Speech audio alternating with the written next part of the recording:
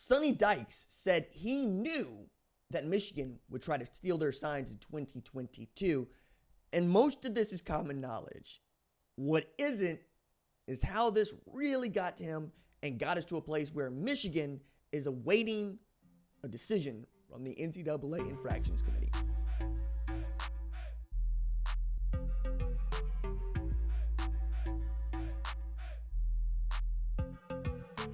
What's up, kid folks? It's RJ Young. I am not on a step mill. If this is your first time watching Adapt and Respond, thank you for joining us here. We talk college football year round. If that is something you're into, go ahead and hit that subscribe button, like this video, and answer the question in the comments below. Do you think that if TCU was not tipped off or didn't figure out very, very early that Michigan was stealing their signs, that A, Texas Christian would have won that game because they did, 51-45. B, that we would be some 3 years later still talking about that game and what Michigan did in it, in part because we learned the way in which Michigan acquired those signals, probably, allegedly, illegal. I'm also going to take this opportunity to remind you we got an audio podcast on Apple and Spotify, and you guys have been doing a really great job. I have stickers to send out. I'm going to do a sticker mailbag here not too long from here, but the reason I bring up the stickers is if you go to Apple and Spotify and you leave us a 5-star review, I am going to send you one of these stickers and a handwritten thank you note because it means that much to me. We're fast approaching 500 ratings on Apple.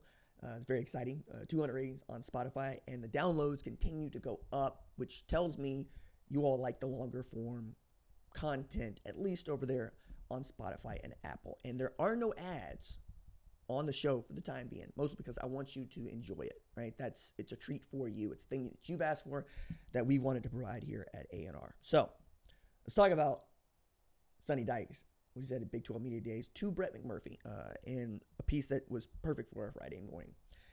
I'm looking at this and I'm going, okay, we know a lot of this, but it's interesting to look at this now, knowing what's supposed to happen in about 60 days' time. Talk about that in a bit, but let's go through it. TCU entered the Fiesta Bowl as a 7.5-point underdog to Michigan, ends up winning that game 51-45. Now, at Media Days, Texas Christian coach Sonny Dykes was like, hey, look, very early on, we got some intel that, hey, don't ask us how, but those guys got your signals. They know what they are. So you might think about, changing them. And Sonny gave that some really good thought because it's coming from a reliable source. So what did they do? And I love the football gamesmanship of this. We changed some signs. We left some the same, he said. We found out early enough before the game where we could change a lot of our signals, and then we had some dummy signals and some things where we checked a dummy signal to a signal that we knew they knew. I know that you know that I know you know, and I want you to know that I know you know that I want you to know. We got some favorable matchups because of that, and yeah, there were some big plays in the game. Love that. This reminds me of a great story involving Mike Leach and Cale Gundy, OU Texas, early on, 1999. The famous fake offensive play call sheet left on the Texas sideline. As they're going in, they just drop the sheet, and Texas took the bait. So first call, they gambled. They said, all right, here's the first call on the fake play sheet. Here's what we're going to do because we got a beater for the kind of defense we think they're going to be in, and there it is. Very quickly, Mac Brown and them threw out that fake play call sheet because they knew they had been had. They've been tooked. They've been bamboozled, hoodwinked, run amok, led astray. This is what he does. It's that time of year, isn't it? All right, so after that, you get your matchups, but you got to exploit them, and they finish with 492 yards of offense. 488 yards of offense, which is more than Michigan was able to get against Ohio State, which is kind of cool. They also ran the ball really, really well against a team that hates you run the ball in them. They rushed for 263 yards against what was one of the best defenses in football in 2022. particularly against the run. We're talking about a team that was allowing less than 100 yards per game.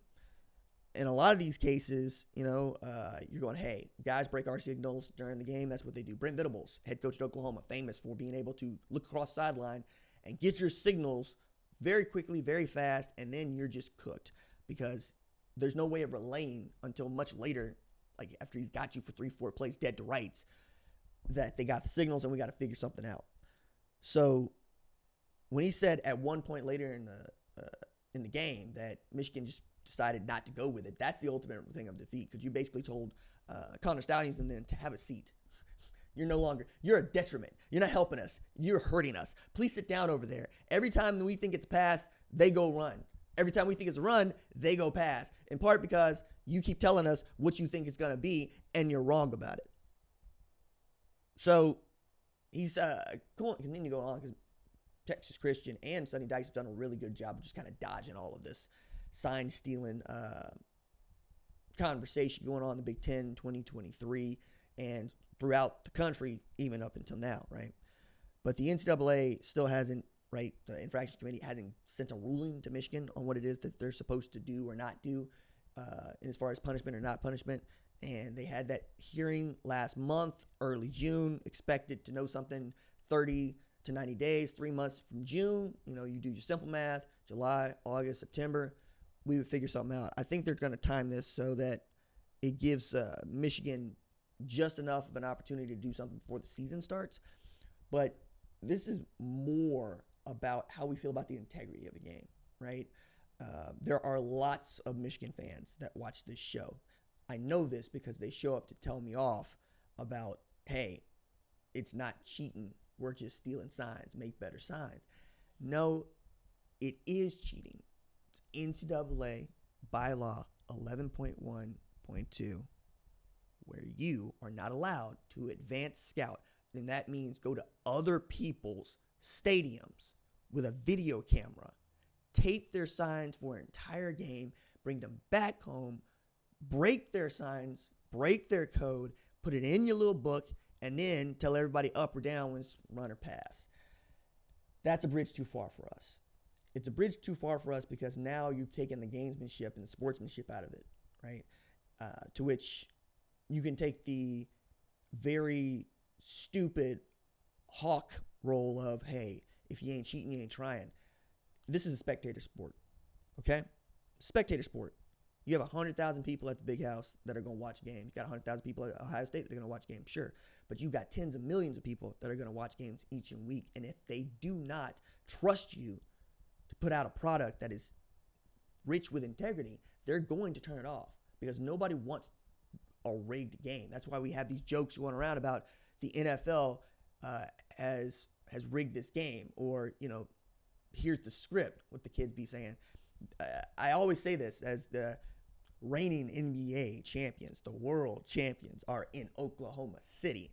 Nobody at the NBA, CIA wanted to see Indiana and Oklahoma City play for the NBA title. Nobody wanted that. You want LA, you want the Lakers, you want the Celtics every year. Period. It's going to infuse your viewer numbers. You're going to get more of a market share. People want to see the brands play. I submit to you, it ain't me that doesn't want to watch Southern Methodist and Boise State play in the national championship game. It's you who would rather watch Ohio State and Notre Dame. Now, if Michigan got to cheat to get there, we got a problem. We got a problem, right? Because we can't defend cheating. Nobody wants to defend cheating because the point of sport is your best against my best, above the board. What do you got? Okay? You can argue your way into, I'm doing what I have to. You can do that. But that's going to only work for you. And while it's going to work for you in the short term, and it's going to hurt you in the long term, it's going to hurt all of us. If the money goes down for everybody else, guess who they're going to start pointing the fingers at? And that's the one thing you cannot do in our sport. Don't mess with the money. Don't mess with the money man. He don't much like it.